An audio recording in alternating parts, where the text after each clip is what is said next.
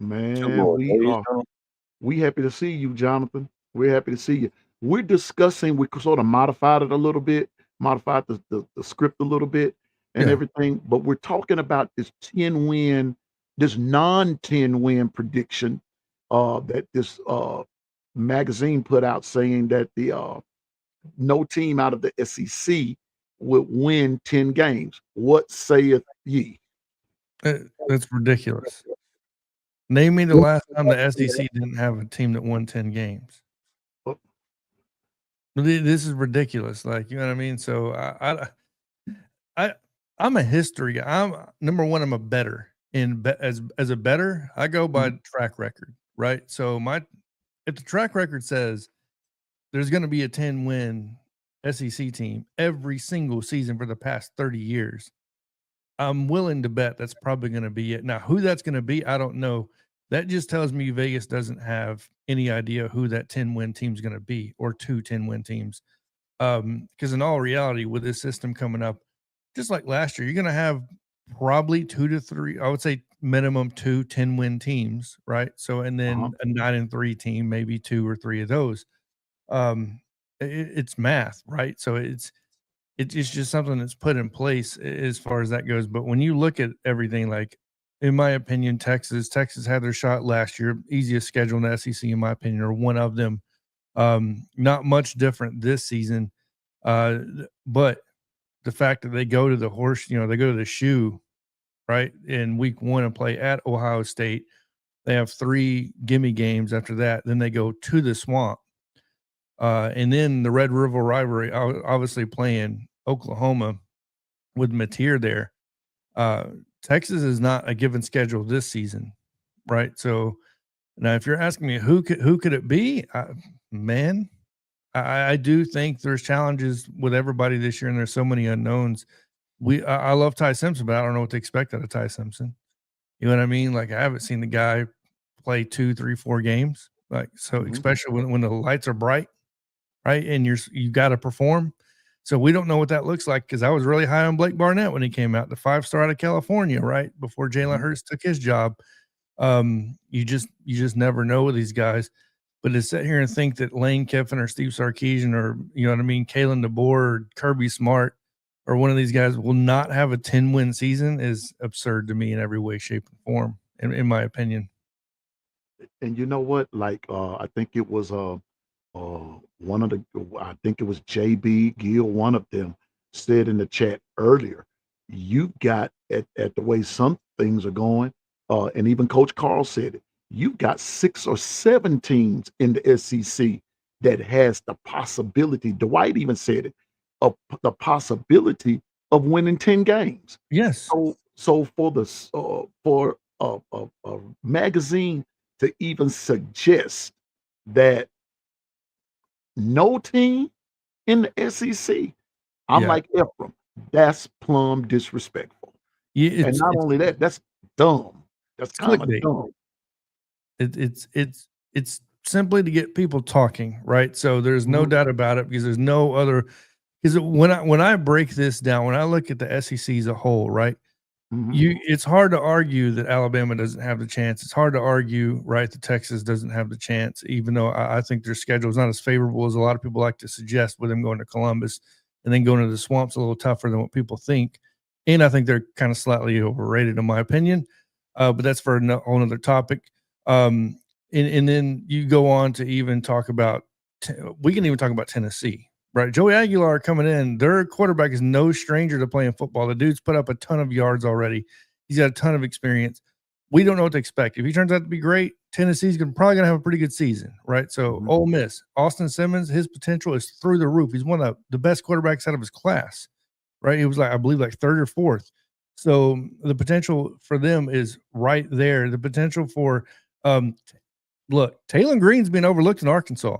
Like, you know what I mean? Arkansas has that ability to maybe adopt that Sam Pittman style and just grind out wins, right? So if Marcel Reed performs at Texas A&M, Lagway, if his shoulder is healthy at Florida, like, there is so many possibilities. Gunnar Stockton, let's say Gunnar Stockton pans out. If Gunnar Stockton pans out at Georgia and turns into a good quarterback, not a great quarterback, even just a good quarterback, Georgia's probably winning 10 games, right? So, you know, does Diego Pavia get better in Vanderbilt?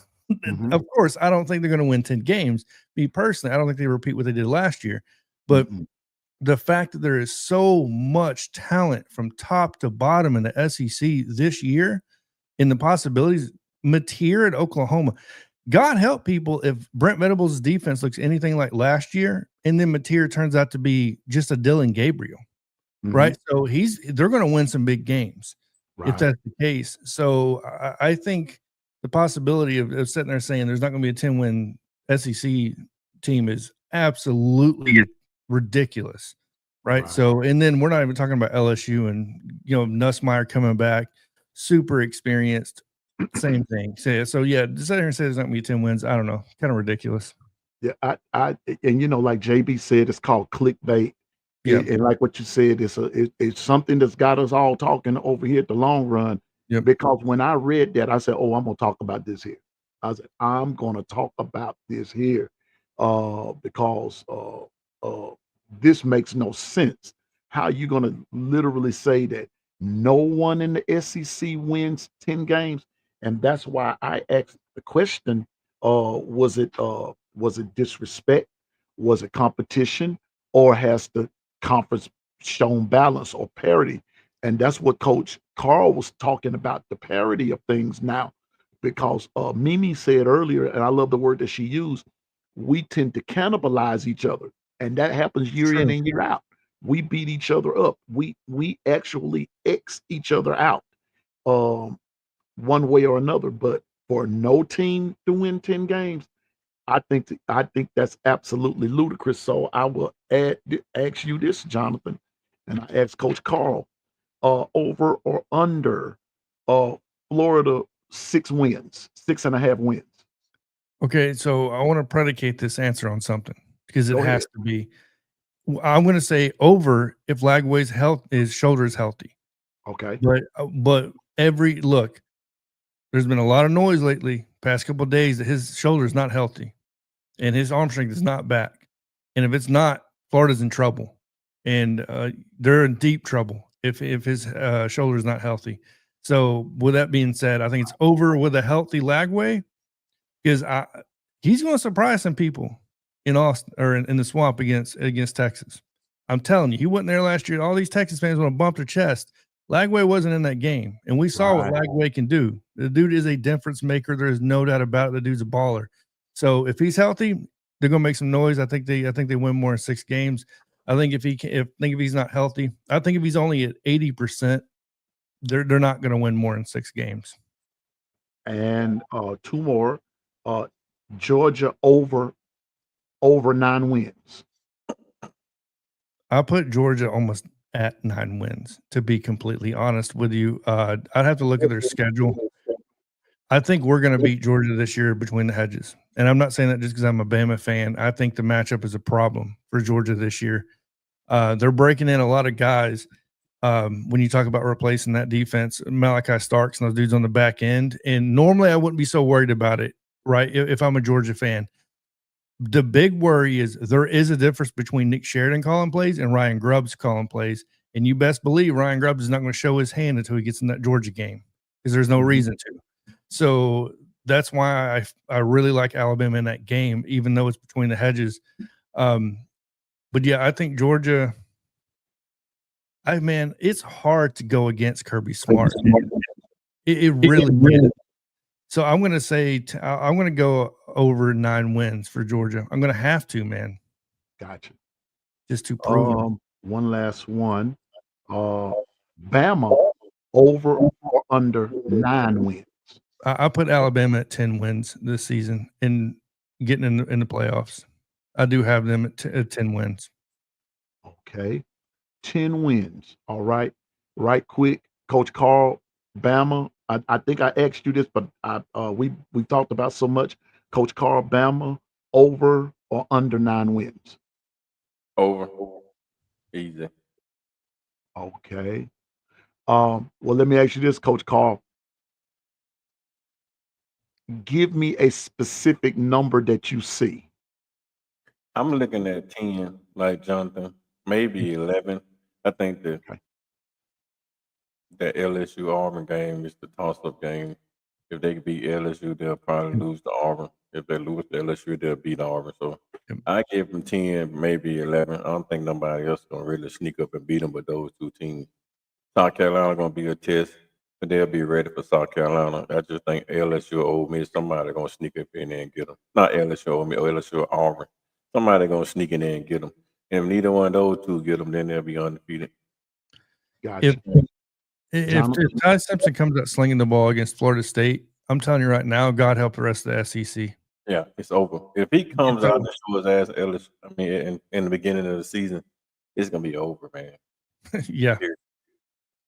I've said that, and OG Gill has talked about running the table, because my question has been, and when I hear people say Bama 10-2, 11-1, my question has been, who's the bona fide team that will beat Alabama with this particular squad?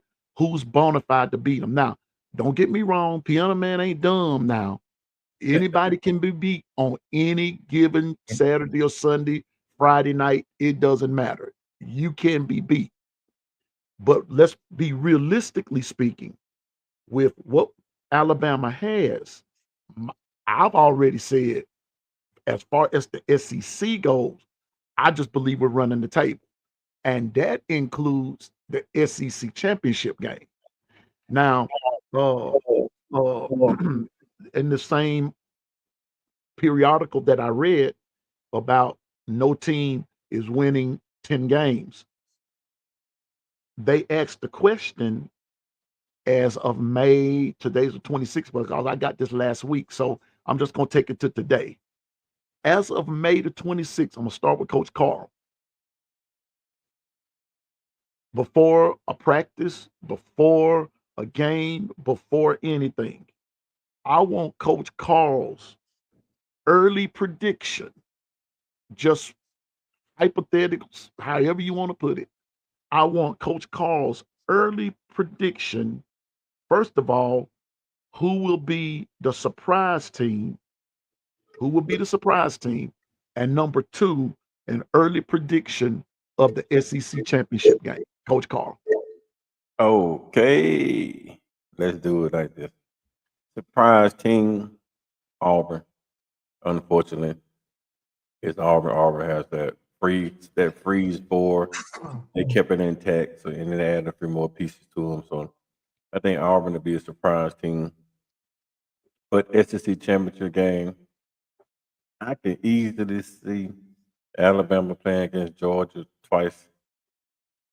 In Athens first, in Athens week 4, and then in the SEC championship game, because I think Texas is gonna get a little surprise. Arch Manning is probably gonna be the truth, but I just seen that they lost so much. I don't think Texas has those weapons right now to bounce back from what all they lost. And I think Matthew Golden is probably gonna be the biggest loss that they had in the draft this year.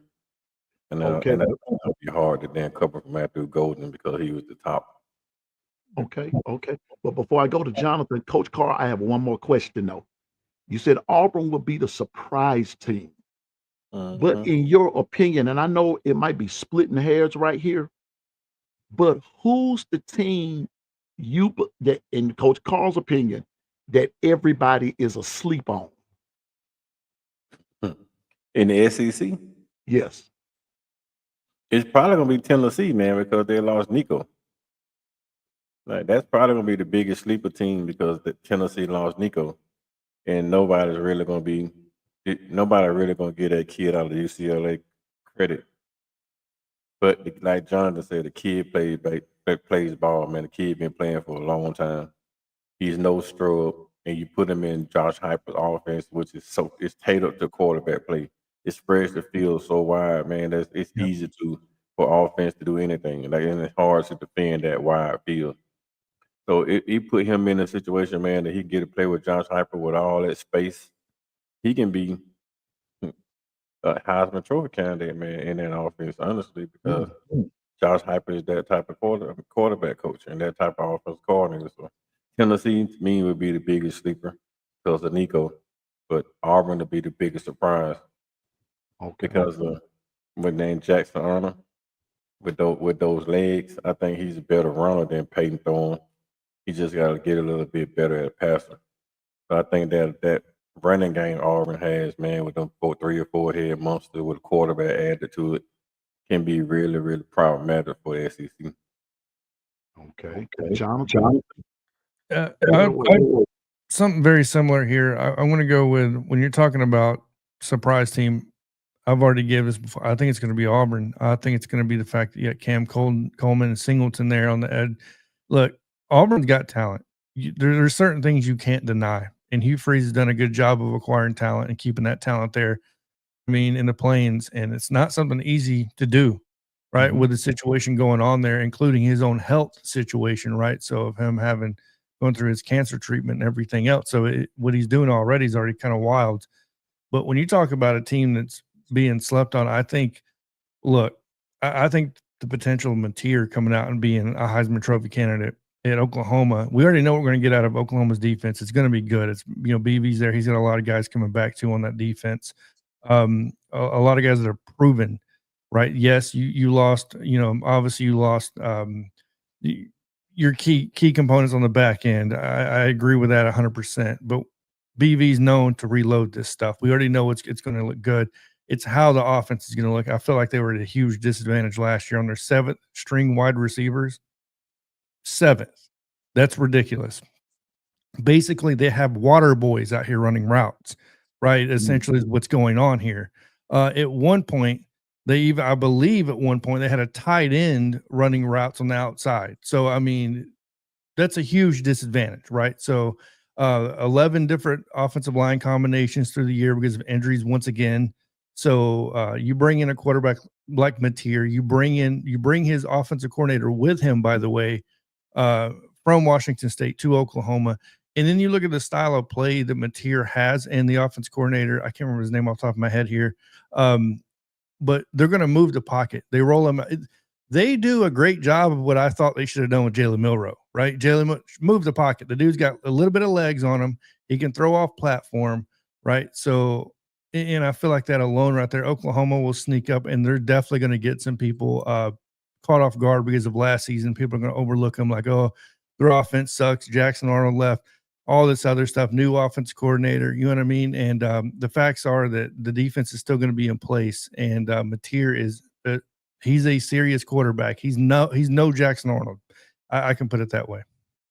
Gotcha. Welcome Jermaine to the chat, and welcome to the long run. But Jermaine said Auburn's got mid running backs now. Cobb and Austin wouldn't see the field at Bama. Probably so.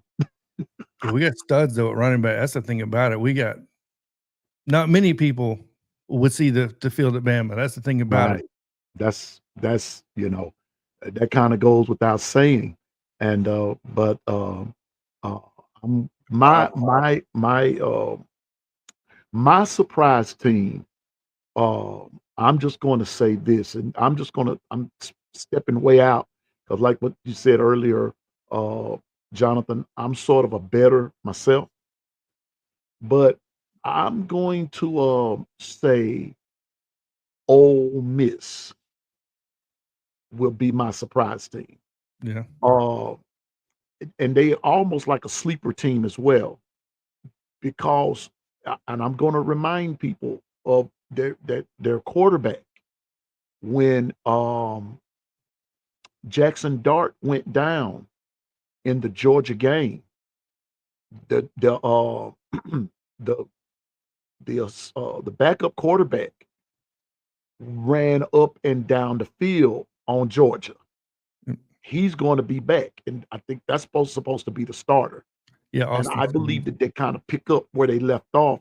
Now, will they be as explosive as they were last year? I don't think so, but I believe that they will be the surprise team. Well, let's put it like that. They'll be the sleeper team. I'm going to have to agree with both of you about the surprise team is going to be Auburn, simply because of the fact that it's time for them. It's time to do something, because let's just go ahead and be honest about this. I'm of the firm persuasion it might not be publicized right now, but I do believe Hugh Freeze's job is on the line because he's going to have to produce. It's time. Now, Coach Carl's saying it's not. I believe it is. You got to win. They got to win. They're not winning. For whatever the reason, they're not winning. If he don't win this year, now, how many years Freeze been there? 2? 2 2 years. 2 years?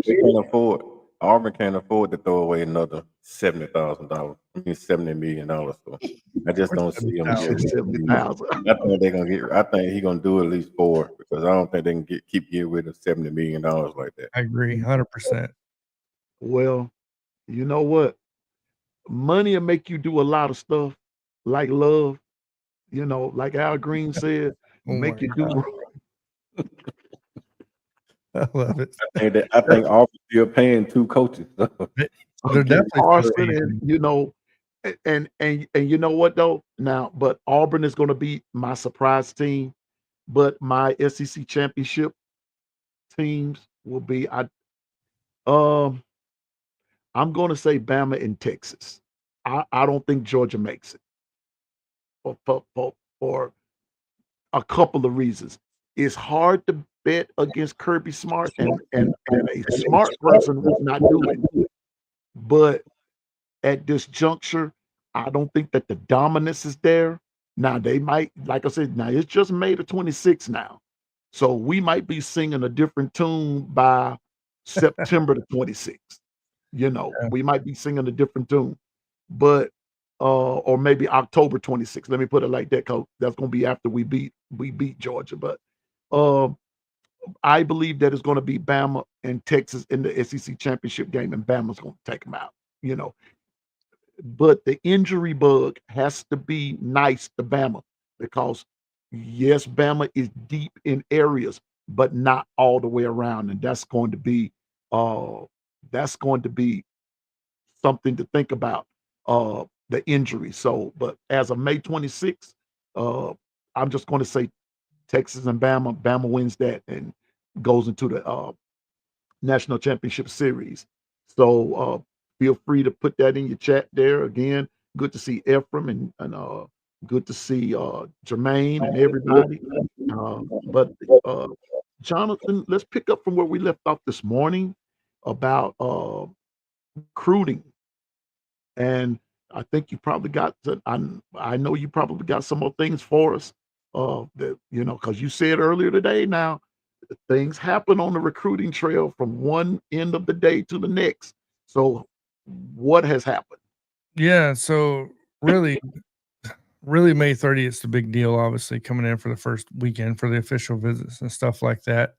There was somebody dropped a top 5 today. I didn't get a chance to really look into it because, like I said, I've been moving quite a bit.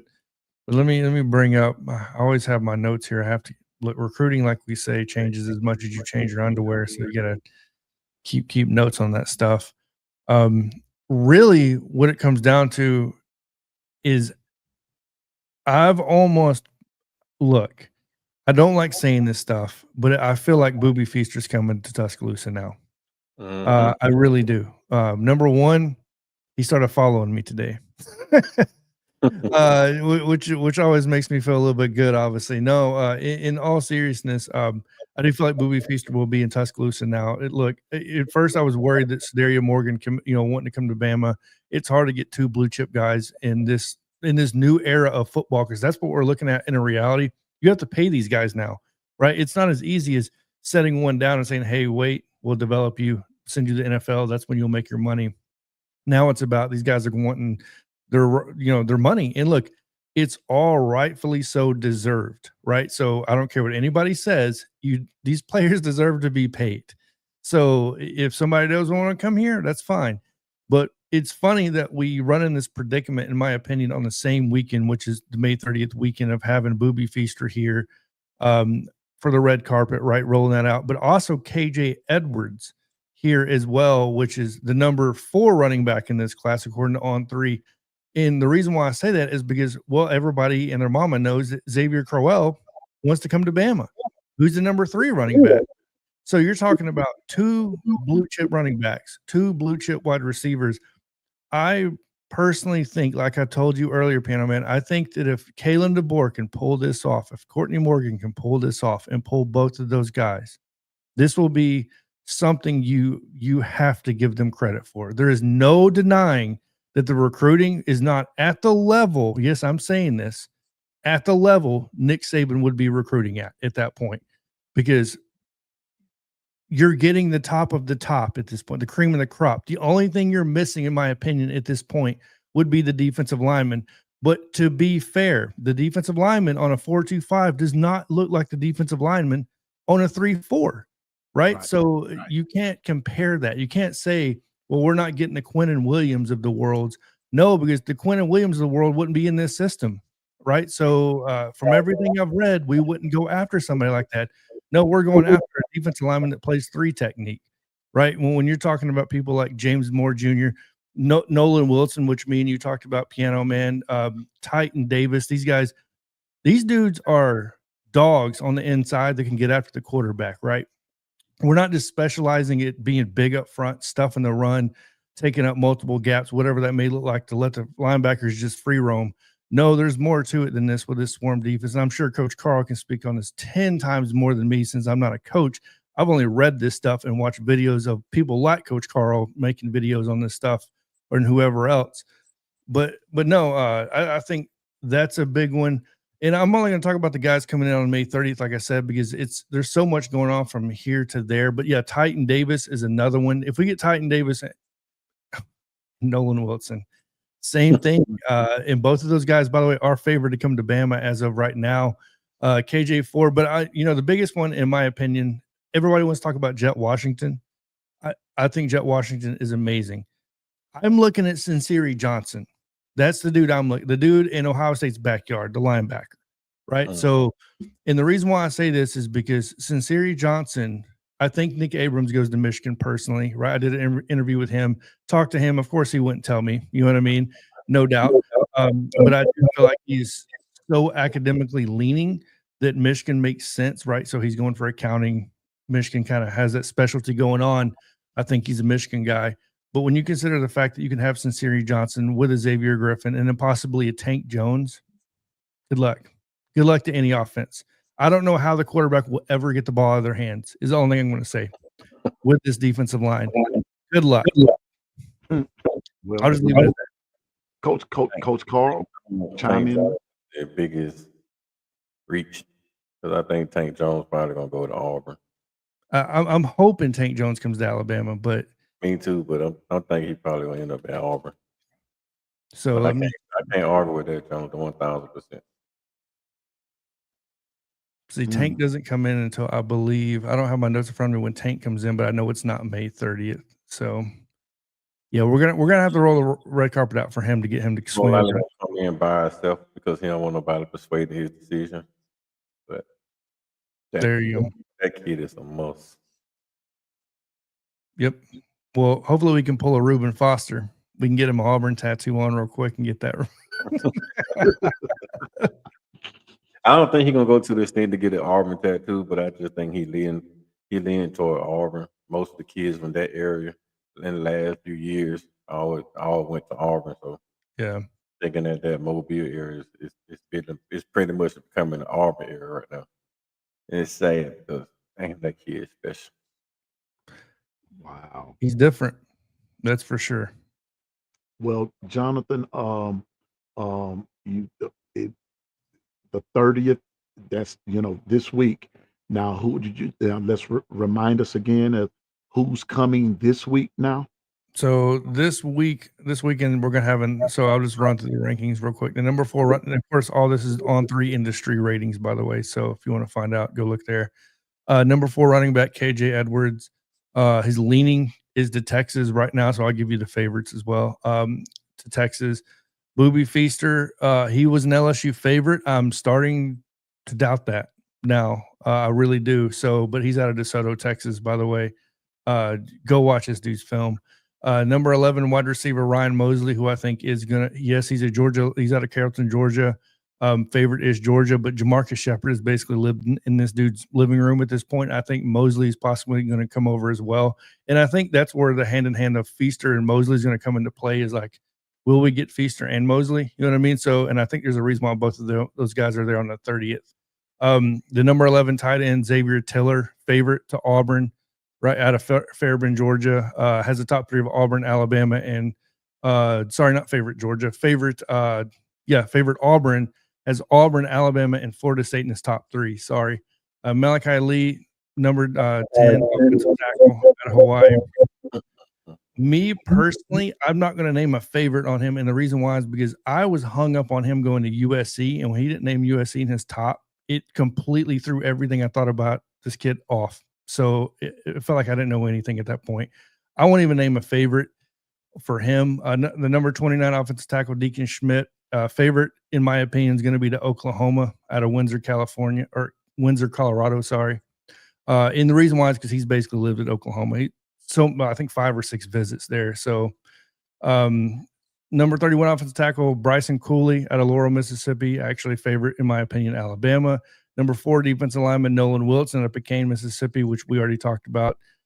Piano Man, favorite, in my opinion, Alabama. Narrowed the list to Alabama, Ole Miss, Miami, Florida, Auburn. I think Miami and Florida is kind of just entertaining. They were late offers. I think Alabama is the heavy favorite with Wilson, in my opinion. Number 9, defensive lineman Titan Davis out of St. Louis, Missouri. I do believe Alabama is a favorite, but it's not a heavy favorite. I do believe Michigan, Penn State, and USC, all those guys are in on this kid. Number 48, defensive lineman J.J. Finch out of Indianapolis, Indiana. Favorite LSU. I think it's pretty much LSU all the way, in my opinion. They've been setting the pace there.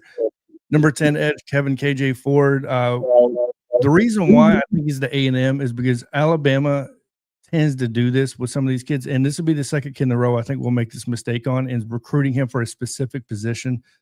Because when I talked to, I interviewed Nick Abrams the second, he said what he loved about Alabama's defense is the versatility and the fact that he won't be constricted to one position as a linebacker. Well, we want him only to play wolf at this point, and we've kind of made that known. And ever since that was made known, we've kind of fell behind. Right. So, and that would be 2 players in a row that's happened, by the way. But Oklahoma is gaining a lot of steam, by the way, on KJ Ford. So Oklahoma's in the running, I think, with A&M there. Sincere Johnson, I don't care what anybody says. I'm still going to say Ohio State's the favorite. It's hard to think otherwise, but Alabama's neck and neck with them. Braden Rouse, number 7 linebacker out of Marietta, Georgia, favorite to Tennessee, in my opinion. And I think we're targeting too many linebackers for him to come to Alabama, and Tennessee needs a guy like this. And then the last guy, number 3 safety in the class, Jet Washington out of obviously Las Vegas, Nevada. My personal opinion, favorite is Oregon. I think Alabama is neck and neck with them, but I think we have a huge advantage of the fact that how many safeties can you say Oregon has put through and developed? You know what I mean? So maybe the last one's Chung, right, for the Patriots. He's the last one I could possibly think of, and I think Alabama can leverage that, and they are leveraging that according to On3. So, yeah, total of 14 players. Definitely a lot of high-profile guys this weekend. So, wow, and you said this is per On3, right? Yeah, a lot of this information came from On3. Okay. Go ahead, Tom. My favorites, I kind of lean towards me. A lot of them have their own, you know what I mean? On3 would give you their favorite, but I tend to pay a lot of attention to Instagram, pay a lot of attention. A lot of times those indicators will be there. So it's small little things. Sometimes it's false and they know that and they kind of put them out there. But talking to them a lot as well. Okay. I'm looking forward, Jonathan, to next week. You come in with more information. I'm looking forward to that. And you too, Coach Carl. I'm looking forward to just to hearing what's out there, because I said this on the morning run this morning. Today, I said that recruiting and things like that has really never been my grit, and because I'm more or less like talking about football after the fact, if you will, after they've gotten there.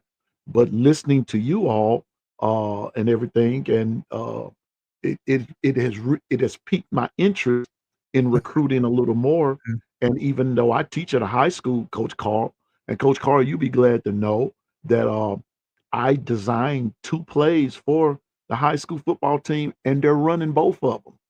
Awesome. So, yeah. So, uh, but you all have given me the confidence to interview, to look at, and to talk to, and everything. And Jonathan and Coach Carl, I'm gonna send some guys y'all's way for y'all to interview from my high school that I teach at, and you know, y'all get a feel of them as well. Now, one of the guys that I'm going to send, his heart, I'm gonna be honest with you, his heart is on LSU. I'm just gonna be honest Yeah, with no, you. of course. I He, interview he anybody. he wants to go to LSU. That's his, and I believe that if they ever looked at him, he has the grades and everything to go. His academic pedigree is like out this world. So if they looked at him, but like I told you all earlier, and Jonathan, I said this to you earlier this morning, because I know that you have connections. Coach Carl, I know you have connections, but I don't have the connections. So I'm not going to be like a lot of folks and just pretend that I know and be a charlatan about all of this. No, I'll say I don't know, but I can put you in on with somebody who does know, and I can just say, "Hey, I just helped guide you in the right direction," and be thankful that I was able to help in that way, as opposed to just hurting a student athlete all the way around. So I got a couple of guys I'm gonna, get y'all the information about and let y'all, uh, you know, check them out for yourself. And so with that being said, uh, I got about 5 minutes to do this. This is a segment of the show that I've inserted, and it's called "Kiss It Goodbye." It's called "Kiss It Goodbye." Now, and now Jonathan just kind of worked with me here because I sort of gave it away this morning when I did the thing on turning the page. Oh yeah, I get I did a thing about turning the page this morning. But as I got to thinking about that first, what I opened up turning the page with about, being in a relationship with someone who never could appreciate the present because they were too busy either glorifying their ex or, demeaning their ex, and they never could appreciate what they had. And, me and her eventually broke up and all that good stuff. So there's an old song from back in the 70s that just said, na na na na na na na na, hey, hey, hey, kiss them goodbye. And when I was little growing up, I couldn't understand what you mean by kiss him goodbye. What are you talking about? Until I got older. So, Jonathan, we are on the verge of 96 days away from the opening kickoff. What are you kissing goodbye from last season? the negativity about Jalen Milroe. Can we move on past this and stop talking about Jalen Milroe and let's just support whoever the quarterback is? My God, can we just move on and do that? The negativity of Jalen Milroe. That's what I you know. Anyway, I'm not even gonna steal your shine on that because I am in total agreement. Coach Carl, what are you kissing goodbye from last season? Terrible offensive play calling. Terrible offensive play calling. That was my number 2. For those of you in the chat, what are you kissing goodbye Oh man. from the last season? Coach Carl said terrible play calling. You, Coach Carl, I'm not even, you and Jonathan, y'all went from one extreme to the next one. But Yeah, we did. Muted. terrible play calling. Let's just be real, Piano. Yeah, Everybody in the chat should be saying goodbye to terrible offensive play calling. Everybody in the chat should say goodbye. goodbye to terrible play calling. Hoya is on point too. Penalties. My God. Yes, yes. Terrible play calling, trashing Jalen Milroe, penalties. Anything else? Because I have all my own. I'm gonna give a few more before we go off. I'm gonna give somebody a chance to, kissing 9 and 4 season bye. Thank you, Susan. I see all Because them we're bad, 0-0 now. them We're terrible 0-0. dancing videos all year long. Brian Kelly. Oh, you're talking My about the player man, dancing videos. Here's what I'm kissing goodbye. I'm kissing goodbye the comparison of Kalen DeBoer with Nick Saban. I'm goodbye. Yeah. Kissing it goodbye. You can't compare them. The men are different. The era is different. Their attitude, their approach is different. You've got to embrace what you have now. Coach Saban, hear me, Bama fans that are still hoping that he's going to walk back through that door, as coach. Kiss it goodbye. He's not coming back. We have Coach Kalen DeBoer and staff. Not only am I going to kiss goodbye Trash and Jalen Milroe, not only am I going to kiss goodbye bad play calling, not only am I going to kiss goodbye to penalties and all that kind of stuff. What else I'm going to kiss goodbye to is complacency after beating Georgia. Bye. Because if you think about it, that's when the wheels fell off. We got to buying blinging and we got to doing this and we got to be number one in the country and everything. And the next week we got out there and got just period toe up. Dump truck. I'm serious. It's time to put all of that behind us now. We are on the verge of a new season. And as I said, 96 days away from Bama versus FSU. Can we kiss this goodbye for the last time? Can we kiss it goodbye? Can we stop with the Jalen Milroe stuff? Can we stop with the Kalen DeBoer comparisons to Nick Saban? Can we stop with the terrible play calling? Can we stop with the penalties? Can we stop with the complacency? Can we stop? Oh, no. I better not say that one because that might start an uprising. Can we just stop? Can we stop not supporting our players? Exactly. Can we stop not supporting them? Can we stop? Can we stop killing our players when they make a mistake? Wait a minute, Coach Cole. I'm glad you put that out. I'm glad you said that because even we as grown-ups, we still make mistakes too. It might not be on the football field, but we make them. And can we stop those of you that have never played the game? Stop pretending that you have. Stop pretending that you have. You don't know an out route from a crossover. Dang. You don't know your head from third base. Come on now. Can we stop with the foolishness?